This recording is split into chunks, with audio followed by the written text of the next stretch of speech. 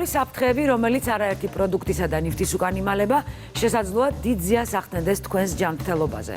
მეცნიერულ აღმოჩენებზე, ექიმების გამოცდილებასა და ლაბორატორიულ კვლევებზე დაყრდნობით, მე, ნანიკო ხაზარაძე, რეკომენდაციას გაუწევ მხოლოდ იმ პროდუქტებსა და ნივთებს, რომელიც თქვენს ჯანმრთელობას წაადგება. დღევანდელ გადაცემაში ნახავთ. ხორბალი და მისგან მომზადებული ნაწარმი. მივიღოთ ინფორმაცია ხორბალზე, რომლისგანაც მზადდება თითქმის ყველა პური. პური არის თუ არა მისი მიღება ორგანიზმისთვის საჭირო. პურს აღარ ვყიდულობ საერთოდ. მე თვითონ ვაცხობ. რომელი პური გამოირჩევა სასარგებლო თვისებებით? მე ამას მივანიჭებდი უპირატესობას. აქვს თუ არა ორგანიზმზე უარყოფითი გავლენა პურში არსებულ საფუარს? ის ხელში მრავლდება და საშუალებას აძლევს პათოგენურ მიკროფლორას აქტიურად იარსებას. რა სამკურნალო თვისებები აქვს მინერალურ წყალს და რა დოზით არის მისი მიღება რეკომენდებული? საინტერესო, რატომ შეიძლება სამკურნალო მინერალური წყალი იწვევდეს გართულებას? პასუხი რუბრიკაში მაყურებლის შეკითხვა. ხორბალს და მისგან მომზადებულ პურს საკვებად ჯერ კიდევ ნეოლითის ხანაში იყენებდნენ. დროთა განმავლობაში მისგან მომზადებული პროდუქტების ჩამონათვალი გაიზარდა. ფქვილი და მისი ნაწარმი, მანანი, მაკარონი და ასე შემდეგ. დღეს თითოეულ ამ პროდუქტს უდიდესი ადგილი უკავია ჩვენი კვების რაციონში. პურფუნთშეული რო გემრიელია, არავინ დაობს, თუმცა დღევანდელ გადაცემაში გავარკვევთ, არის თუ არა სასარგებლო და აუცილებელი ჩვენი ორგანიზმისთვის ხორბლის ფქვილისგან მომზადებული პური და სხვა ნაწარმი.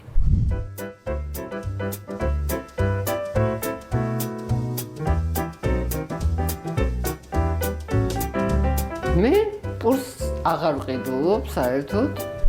მე თვითონ ვაცხობ, ძალიან ვხალისობ ამ პროცესით. პური შეიცავს საფუარს, ცოტა შაქარი უნდა, 1 ჩაის კოვზი შაქარი, ნახევარი ჩაის კოვზი მარილი, 1 ჩაის კოვზი ზეთი, წყალი დაახლოებით 200 გრამამდე, ფქვილი დაახლოებით 500 გრამი, ნახევარი კილო ფქვილი გამოდის. სადღაც 40 წუთამდე, 35-40 წუთი ჭირდება გამოცხობას და აი შედეგი.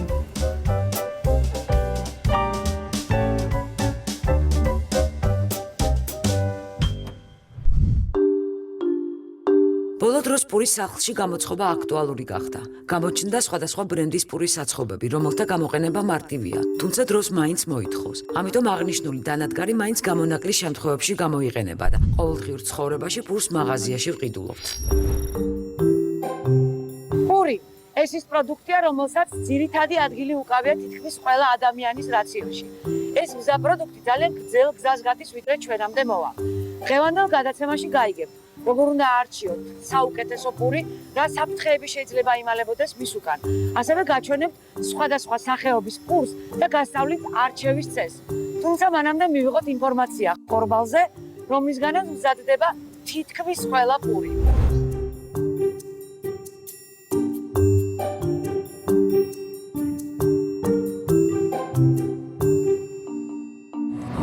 რამდენიმე ათეული წლის წინ ადამიანები თავიანთი ძალებით იღებდნენ ხორბლის მოსავალს. დღეს კი უკვე ამისათვის სპეციალური ტექნიკა მუშაობს. ბატონო აკაკი, აი როგორ ხდება, რითი იღებ მოსავალს ახლა? ამ წუთას ვიღებ კომბაინით, რომელიც პროცესი არის ხორბლის აღების, ანუ ხდება ხორბლის მოჭრა.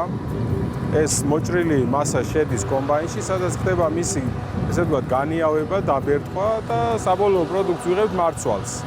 ეს მარცვალი პირველად იკრიბება ბუნკერში, რომელიც თვითონ კომბაინს აქვს. როდესაც გადაივსება ეს ბუნკერი, ტვირთავთ უკვე სატვირთოში.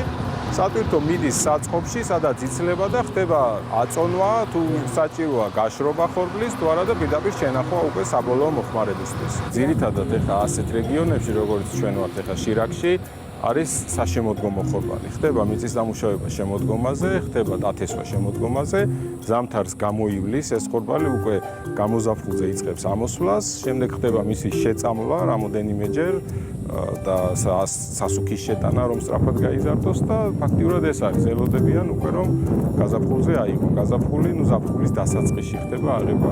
უკვე 25 დღეა იღებენ, ხა პატარა პროცესი არ არის. ხორბალი უამრავი ჯიშის არსებობს, მათ შორის რბილი და მაგარი ჯიშების, რომლებიც ერთმანეთისგან მნიშვნელოვნად განსხვავდება. თუმცა სანამ ხორბლის ხარისხში გავერკვევით, მანამდე მის სასარგებლო მხარეებში დავწმუნდეთ. მასში საკმაოდ დიდი რაოდენობით არის უჯრედისი და რაც ძალიან კარგია ჩვენი ორგანიზმისთვის, ეს არის B-ჯგუფის ვიტამინები, რომლებიც საკმაოდ დიდი რაოდენობით ამაში გამოხატული და ხშირ შემთხვევაში, როდესაც არის B-ჯგუფის ვიტამინის დეფიციტი, ჩვენ პაციენტებს ურჩევთ ხოლმე ხორბლის რაღაც გარკვეული პროდუქტების მიღებას. თუმცა აღნიშნული სასარგებლო თვისებებით ხორბლის გარსი და ჩანასახი გამოირჩევა. მარცვლის შუაშრეკი ძირითადად სახამებლისგან შედგება. თანამედროვე დამუშავების პროცესში მარცვლის ყველაზე ფასეული ნაწილი ნარჩენებში მიდის. რჩება მხოლოდ სახამებელი, რომლისგანაც შედგება უმაღლესი ხარისხის ფქვილი. სახამებელი წარმოადგენს ნახშირწყლების ერთ-ერთ წყაროს ორგანიზმისათვის. აქედან გამომდინარე, თუ დიდი რაოდენობით იქნება მიღებული სახამებელი, ეს რა თქმა უნდა პირველ რიგში გამოიწვევს ჭარბი წონისკენ მიდრეკილებას ორგანიზმის, ასევე თუ პაციენტებს აქვს შაქრიანი დიაბეტი, მათაც არ ურჩევთ ხოლმე ჩვენ დიდი რაოდენობით სახამებლის შემცველი პროდუქტების მიღებას, რადგან ამან შეიძლება შაქრის დონის მომატება გამოიწვიოს ორგანიზმში. ხოლო პაციენტს თუ უკვე აწუხებს ჭარბი წონა, სიმსუქნე, მეტაბოლური დარღვევები, რა თქმა უნდა დიდი რაოდენობით სახამებლის მიღება და არც ცომეული, რომელიც წარმოშობილია ფქვილისგან არ არის რეკომენდებული. ანუ თუ თქვენ ყიდულობთ უმაღლესი ხარისხის ფქვილს ან მისგან გამომცხვარ პურს, იცოდეთ, რომ ის გამოცლილია უჯრედისისგან და ხორბალში არსებული ძირითადი სასარგებლო ნივთიერებებისგან. თუმცა უმაღლესი ხარისხის ფქვილს თავისი უპირატესობები აქვს. ის მსუბუქი და ჰაეროვანია, რის გამოც მარტივად ფუვდება საფუარის გამოყენებისას და მისგან მომზადებული პური ვიზუალურად გამორჩეულია. სწორედ ამიტომ ითვლება ასეთი ფქვილი უმაღლესი ხარისხის და ამ შემთხვევაში ხარისხი არ მოქმედებს ადამიანის ჯანმრთელობაზე დადებითად. პირიქით, რაც უფრო მსხვილად დაფხული მარცვლისგანაა მომზადებული ნაწარმი, მით უფრო სასარგებლოა. ამიტომ ჩვენი რეკომენდაციაა, თუ თქვენ პურფუნთუშეულის სასარგებლო თვალსაზრისით მიირთმევთ, უმჯობესია არჩევანი გააკეთოთ ისეთ პურზე, რომელიც პირველი ხარისხის ფქვილისგან იქნება დამზადებული. თუმცა უმაღლესი ხარისხის ფქვილში მეტი წებოვანაა, რაც შემდგომში ცომის ელასტიურობას უზრუნველყოფს და მისგან საუკეთესო საკონდიტრო ნაწარმი და ფუნთუშეული მზადდება. თუ გსურთ შთამბეჭდავი ტორტი გამოგივიდეთ, უმაღლესი ხარისხის ფქვილის ყიდვა მოგიწევთ. ფქვილის ხარისხი კი ყოველთვის არის მითითებული შეფუთვაზე. ასევე ასეთი ფქვილის ამოსაცნობად სხვადასხვა მეთოდებიც არსებობს. კარგი ფქვილი ხელის მოჭერის შემდეგ მარტივად დაიფანტება და არ დარჩება შეკრული. ასევე თითის დაჭერის შემთხვევაში უმაღლესი ხარისხის ფქვილითა და წყლით მომზადებული ცომი მარტივად დაიბრუნებს ფორმას. უბრალოდ მოზელვიდან 15-20 წუთის შემდეგ უნდა სცადოთ ამ ექსპერიმენტის ჩატარება.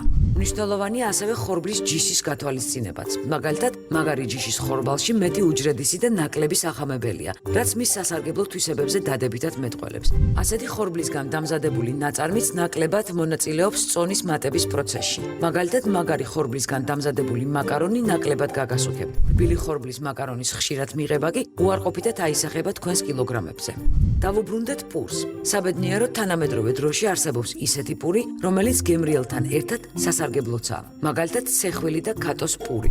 ქატოს პური მარცვლის გარეთა გარსის ფქვილისგანაა გამომცხვარი. შესაბამისად, მასში არ არის სახამებელი და ის მხოლოდ სასარგებლო ნივთიერებებითაა გაჯერებული. სეხვილი პური კი მთლიანად ხორბლისგანაა დამზადებული. თუმცა უმაღლესი ხარისხის ფქვილისგან განსხვავებით, ამ შემთხვევაში ხორბალი დაღერღილია და ასეთი ფქვილისგან გამომცხვარ პურში სახამებლის გარდა სასარგებლო ნივთიერებებიცაა. ამიტომ თუ გინდათ ჭამოთ სასარგებლო პური, მისი ამორჩევისას უპირატესობა უნდა მიანიჭოთ უხეშად დაღერღილი მარცვლისგან გამომცხვარ პურს. უხეში დამუშავებით მიღებული ფქვილი ინარჩუნებს მარცვლის სასარგებლო თვისებებს. შენარჩუნებულია გარსი და ჩანასახი, ვიტამინები, მინერალები და უჯრედისი. ასევე ძალიან სასარგებლოა ჭვავის პური. ჭვავის პური დიდი რაოდენობით უჯრედის, მინერალურ მარილებს და ვიტამინებს შეიცავს. ჭვავის ფქვილი შეიცავს 2-ჯერ მეტ მაგნიუმს და კალიუმს, ვიდრე ხორბლის და 30%-ით მეტ რკინას. თუმცა მიუხედავად ასეთი დადებითი თვისებებისა, ჭვავის პურის ხშირი მიღება კუჭ-ნაწლავის პრობლემების მქონე პაციენტებისათვის რეკომენდებული არ არის. გარკვეული ცდების შედეგად დადგინდა, რომ იმ ადამიანებში, რომლებიც ყოველდღიურად თეთრ პურს მოიხმარენ, მეორე ჯგუფის დიაბეტის განვითარების რისკი მეტია, ვიდრე იმ ადამიანებში, რომლებიც სხვა სახეობის პურს იღებენ. აქტუალურია ასევე პურფუნთუშეულში საფუარის საკითხიც. ბაზარზე არსებული პურფუნთუშეულის დიდი ნაწილი საფუარის გამოყენებითაა გამომცხვარი. სწორედ საფუარი უზრუნველყოფს სომის მოცულობის გაზრდას და მისი დამსახურებითაა პური, ფუმფულა და რბილი. საფუარი სოკოა, რომელიც ფქვილისგან ითვისებს შაქარს და გამოყოფს ნახშიროჟანგს, რის შედეგადაც ცომში წარმოიშვება ჰაერის ბუშტუკები. თუ თუ წომში ბევრი წებოვანაა, საფუარის მოქმედება სწრაფი და ეფექტურია. ანუ ის მარტივად ზრდის წომს მოცულობაში. საფუარიანი პურის მირთმევაზე ბევრი უარს ამბობს. მიზეზად კი საფრთხეებს ასახელებენ, რომლებიც შესაძლოა საფუარში იმალებოდეს. მომხმარებლის შიში დაფუძნებულია გავრცელებულ აზრზე. თითქოს პურში თერმოფილური საფუარი გამოიყენება, ანუ მიკროორგანიზმები, რომლებიც უძლებს მაღალ ტემპერატურას და ცხობის პროცესში არ კვდება. ორგანიზმში მოხვედრის შემდეგ კი ცოცხალი ორგანიზმები უარყოფით გავლენას ახდენს ჯანმრთელობაზე. თერმოფილური საფუარი სამწუხაროდ არ კვდება არც მზადებისას და არც ადამიანის ორგანიზმში. ის ხელში მრავლდება და საშუალებას აძლევს პათოგენურ მიკროფლორას აქტიურად იარსებოს. ცუდად მოქმედებს საჭმლის მონელების ყველა ორგანოზე: კუჭი, პანკრეასი, ნაღვლის ბუშტი, ღვიძლი, ნაწლავები. თუმცა საცხობი საფუარი სოკოა, რომელიც ხშირ შემთხვევაში არ არის თერმოფილური. ანუ მისი სიცოცხლე დამოკიდებულია ტემპერატურაზე. მაღალ ტემპერატურაზე ცხობისას მიკროორგანიზმები ნადგურდება და აღარ წარმოადგენს საფრთხეს ჩვენთვის.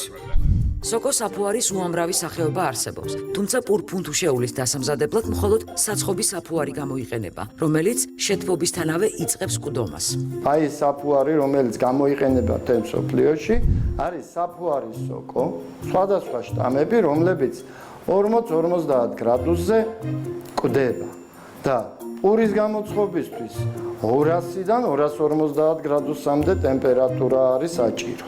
ასე რომ ის რომ საფუარის სოკო აქ გადარჩეს და ადამიანს რამე ავნოს, ეს არასწორია, ეს ფანტაზიის სფეროა და ძალიან დიდი ხანია ეს თემა მუსირებს. ეს არის არ ვიცი რის გამო, არა სპეციალისტების პირდაპირ ვიტყოდი უცოდინარი ადამიანების მოგონილი, რომელიც გახდა პოპულარული. ასე რომ საფუარი ვერ ჩაითვლება მავნე პროდუქტად. ხორბლის პურის შემადგენლობაში ყველაზე არასასურველი მაინც სახამებელია. მაღაზიის დახლებზე გვხვდება ისეთი პროდუქცია, რომელიც არა საფუარით, არამედ პურის დედოთი არის დამზადებული. თუ რა სხვაობა ასეთ პურსა და საფუარით დამზადებულ პურს შორის, ამის გასარკვევად იმ საწარმოში მივედი, სადაც პროდუქციის დასამზადებლად მხოლოდ პურის დედოს იყენებენ. ახლა მე ვარ საწარმოში მზეთა მზე. ბატონო ზვიად, როგორც ვიცი, აქ პური არა საფუარზე, არამედ პურის დედოზე ცხება. რა არის დედო და ტექნოლოგიურად როგორ ხდება პურის ცხობა დედოთი, რომ აგვიხსნათ? მარტივად ეს არის თქვილის და წყლის ნარევი მეტი არაფერი. და ბაქტერიები რამოდენიმე სახის. დაახლოებით 10-12 საათი სჭირდება ამ ძემჟავის განვითარებას ნედლეულში. შემდეგ, როდესაც მიაღწევს სრულ სიმწიფეს, ხდება უკვე დედოს, წყლის, თქვილის, მარილის შერევა, ხდება ცომის მომზადება. ფორმირება, ფერმენტაცია, ანუ ამოყვანა და შემდეგ ცხობა. საფუარისგან განსხვავებით პურის დედოში რძემჟავა ბაქტერიებია, რომელიც ფერმენტებთან ერთად ახერხებს ცომში არსებული ცილების ამინომჟავებად დაშლას. შედეგად პური ნაწილობრივ გადამუშავებულია და მისი მონელება მარტივდება. გარდა ამისა, ცომის ამოსვლის პროცესში წარმოიშვება ანტიოქსიდანტები და მცირდება ფიტინის მჟავების შემცველობა, რომელიც მინერალების შეწოვას აფერხებს. ასევე საფუარზე დამზადებულისგან განსხვავებით, პურის დედოზე დამზადებული პროდუქტი არ ობდება მარტივად. ამ ყველაფრის გათვალისწინებით შეგვიძლია ვთქვათ, რომ პურის დედოზე გამომცხვარი ნაწარმი გაცილებით სასარგებლოა. დასკვნა ასეთია: თუ ხანდახან სახლში გსურთ შთამბეჭდავი პურფუნთუშეულის გამოწყობა, უმჯობესია უმაღლესი ხარისხის ფქვილი და საფუარი გამოიყენოთ. ყოველდღიური მიღებისთვის კი შეიძინეთ ჭვავის, ცეხვილი ან პირველი ხარისხის ფქვილით და პურის დედოზე დამზადებული ნაწარმი, რომელიც თქვენს ჯანმრთელობას ნამდვილად წაადგება. პურის ხარისხის დადგენა შეუიარაღებელი თვალითაც ხშირ შემთხვევაში შესაძლებელია. გადაცემის დასკვნით ნაწილში ჩვენ გასწავლით, როგორ უნდა იცნოთ თვალით სასარგებლო ხორბლის პური. მანამდე კი გაჩვენებთ ქართული სამზარეულოს გამორჩეულად გემრიელი პროდუქტის მომზადების პროცესს, რომელშიც მონაწილეობა თავად მივიღე. მე მოვედი იმ რესტორანში, სადაც ძალიან გემრიელ კერძებთან ერთად აცხობენ ძალიან გამორჩეულ და გემრიელ პურს. ეს პური მე არაერთხელ გამისინჯავს და სწორედ ამიტომ მოვედი აქ, რომ გავიგო, რა საიდუმლოება ინახება ამ ძალიან გემრიელი პურის უკან. ბატონო სოსო, გემრიელი პურის გამოწყობისათვის, მაგალითად, თუ აქვს მნიშვნელობა თონეს სიღრმეს, მაგალითად, ფორმას, ტემპერატურას, პურის ზომას და ასე შემდეგ. პირველ რიგში გემრიელი პური უნდა გამოაცხოს მეპურე. ყველას არ გამოდის გემრიელი, გააჩნია როგორ ცომს მოძილავს. დამოკიდებულია პირველ რიგში ცომის ხარისხს. როგორ მოძილავს, ყველას არ გამოდის, კაი. თავისთავად. რა თქმა უნდა, დამოკიდებულია კიდე თიხაზე. როგორი თიხის თონე გვაქვს. დამოკიდებულია ტემპერატურაზე და დამოკიდებულია კიდევ ინგრედიენტებზე, რის გარეთ არის ჩვენ შემთხვევაში ახლა ამ პურს ძლავთ პურის დედოთი. პურის დედოთი. ეს არის დამჟავებული პურის წომი, რომელიც მეორე დღეს იზრდება, თავარია მარილი არ ქონდეს კიდე ცოტა. მთელი საიდუმლოება გაიწით ახლა გემრიელი მარილი უნდა ქონდეს პურს საკმარისი და აი ასე უნდა მოიზილოს. გამოიყენება აქ პირველი ხარისხის ფქვილი. ანუ წმინდად არ არის დამფქვილი. და მცხობელზეა პირველ რიგში დამოკიდებული. ჩვენ ახლა ძალიან მაგარი მცხობელი ლევანი, რომელმაც სულ აი რიგი ჩააკრა. დახატა თონე, ხედავ რა თონე დაგვიხატა. დამეთანხმებით, რომ ცხელი თონის პურის სურნელი და გემო განსაკუთრებული და გამორჩეულია. თონის პურის ჭამა ყველაზე ხშირად სწორედ ცხელ მდგომარეობაში გვიყვარს. მიუხედავად იმისა, რომ არაერთხელ გვსმენია ცხელი პურის მავნე მოქმედებაზე. რა თქმა უნდა, სისტემატიურად აი ეს სადილის დროს იქნება, საუზმის დროს თუ აღშმის დროს, როდესაც ჩვენ ასე ვთქვათ, საკვებს ვიღებ და ვნაყდრებით, მაშინ რა თქმა უნდა, ცხელი პურის გამოყენება რეკომენდებული არ არის, მაგრამ ცალსახად რომ აი ცხელი პური რომ მივიღოთ, რაღაცა საშინელება დაგვემართება, რა თქმა უნდა ესე არ არის და შეიძლება უფრო მავნებელი იყოს თონიდან აღებული ცხელ პურს გემო არ გაუსინჯო. ასე რომ ხანდახან ცხელი თონის პურითაც შეგვიძლია თავის განებივრება. პური მოთავსებული უნდა იყოს შეფუთვაში, რადგან ასე პროდუქტი დაცულია ზედაპირული დაბინძურებისგან. შემდეგ დააკვირდით შემადგენლობას და ხორბლის პურის შეძენისას არჩევანი გააკეთეთ პირველი ან მეორე ხარისხის ფქვილისგან დამზადებულ ნაწარმზე. უმჯობესია, რომ ის პურის დედოზე იყოს დამზადებული. პურის ხარისხის დადგენა ასევე შესაძლებელია მისი ვიზუალური დათვალიერებისას. მე მაქვს ორი სხვადასხვა წარმოების ხორბლის პური. ერთის გამოცხობას თავად დავესწარი, მეორე კი უბრალოდ მაღაზიაში ვიყიდე. საინტერესოა, რამდენად შესაძლებელია ვიზუალურად მივხვდეთ, რომელი ამ პურებს შორის უფრო კარგი. ამაში დამეხმარება ჩვენი სტუმარი ქალბატონი ლეილა.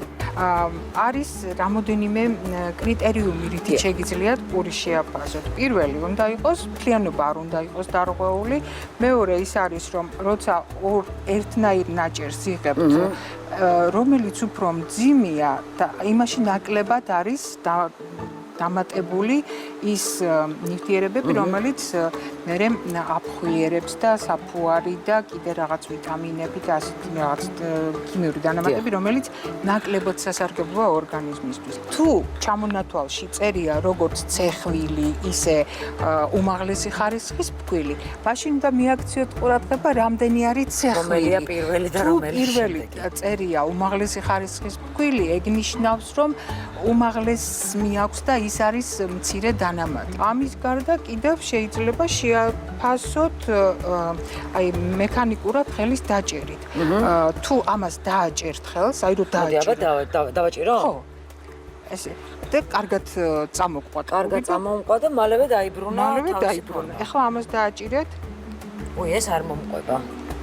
ხო, ეს უფრო ძნელად, იმიტომ რომ ეს აქ უფრო მეტია აი ეს ჰაერი. დიახ. უფრო მეტი არის საფუარი დამატებული და ეს უფრო მკვრივი პურია. ამ შემთხვევაში ეს უკეთესია. ერთი კითხვა მაქვს, თუ განაპირობებს მაგალითად აი ეს პურის შიგნით აფერი, მის ხარისხს. ეს უფრო თეთრია, როგორც ახლა ჩვენ ხედავთ და ეს შედარებით უფრო მუქი. ხარისხს განაპირობებს, რა თქმა უნდა, თუმცა ცალსახად ვერ ვიტყვი, რომ აქ რაღაცა არის დამატებული, მაგრამ უფრო მეტად სავარაუდოა, რომ ფქვილის მათეთრებელი იყოს დამატებული. მე ამას მივანიჭებდი უპირატესობას. ჯანმრთელობისთვის ეს მე მგონი ჯობია. გახსოვდეთ, სწორად შერჩეული პური სასარგებლოა და დოზების დაცვის შემთხვევაში ის არ მოქმედებს წონის მატებაზე. ახალ სეზონზე საიმედო რეკომენდაციას დაემატა ახალი რუბრიკა მაყურებლის შეკითხვა, სადაც Facebook-ის საშუალებით გამოგზავნილ შეკითხვებს პასუხობთ. გამოაგზავნოთ თქვენი შეკითხვებიც, რომელზეც ჩვენ ყველაზე კომპეტენტური ადამიანების დახმარებით ვუპასუხებთ.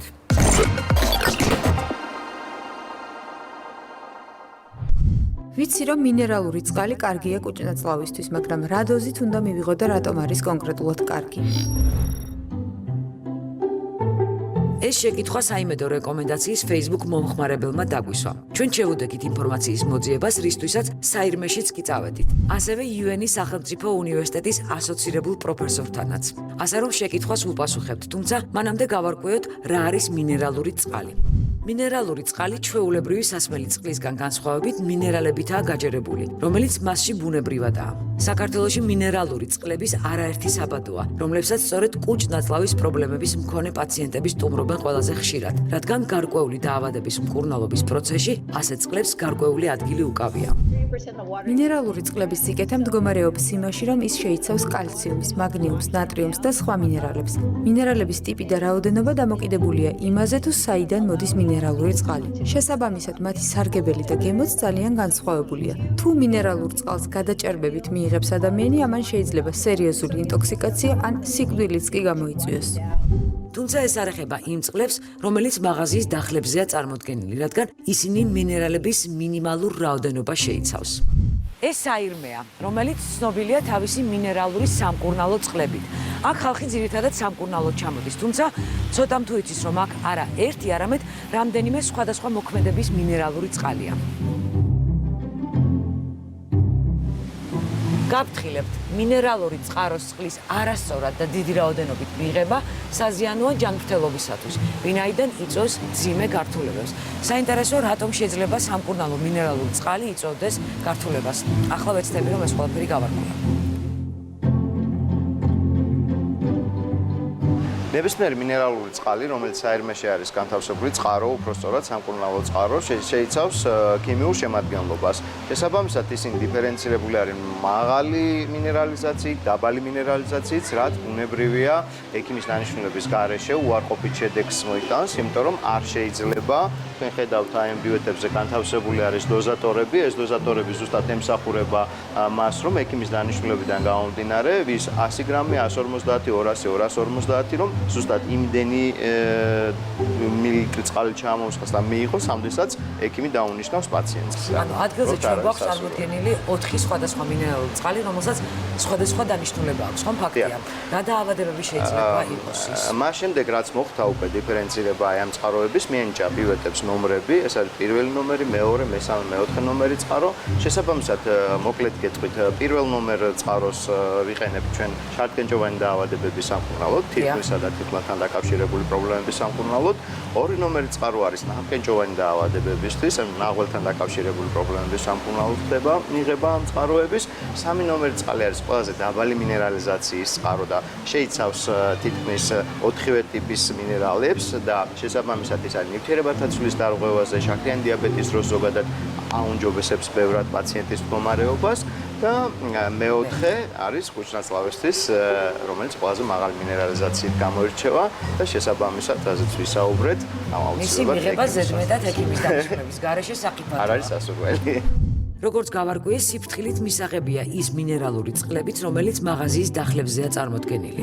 ჩვენი მინერალური წყლების უმრავლესობა ეს არის ტუტე წყლები. და როდესაც ვიღებ ტუტე წყალს, ეს არის პირველ რიგში იგი ახდენს ნეიტრალიზებას, განეიტრალებას ამ მჟავე კუჭის წვენის, რაც პირველ რიგში შეიძლება ადამიანისთვის სასიამოვნო იყოს და მან ტკივილიც კი დააყუჩოს, მაგრამ ეს არის ძლიერი სტიმულაცია, რომ კუჭის წვენი უფრო დიდი რა უხვად და უფრო ძლიერად გამოიყოს. როდესაც ამას არ მოსდევს საკვების მიღება და ეს მხოლოდ წყურვილის მოსაკლავად ან ტკივილის დასაყუჩებლად მიიღება, ეს შეიძლება ძალიან ცუდად იმოქმედოს, კონკრეტულად მოიმატოს კუჭის წვენმა, მან გააღიზიანოს ის წყლული თუ ეროზია თუ ლორწოვანის, რომელიც ისედაც ანთებითად არის შეცვლილი, ამიტომ ეს გასათვალისწინებელია. კუჭის დაავადებების მქონე პაციენტებისათვის ასევე არ არის სასურველი ის გაზი, ანუ ნახშიროჟანგი, რომელიც ყველა დაფასოებული მინერალური წყლის შემადგენლობაშია. ამიტომ გაითვალისწინეთ, თუ მინერალური წყალი გიყვართ, მიირთვით. თუმცა ნუდალებთ ასეთ წყლებს სამკურნალო დანიშნულებით და პრობლემების არსებობის შემთხვევაში ექიმს მიმართეთ. როგორც ნახეთ, ხშირად სასარგებლო პროდუქტით შეიძლება საზიანო აღმოჩნდეს, თუკი არ დავიცავთ დოზებს და მათი მიღების წესი არ იქნება დაცული. მე მომავალ გადაცემამდე გემშვიდობებით, სადაც სხვა პროდუქტებსა და ნივთებზე მოგაცდით საიმედო რეკომენდაციას.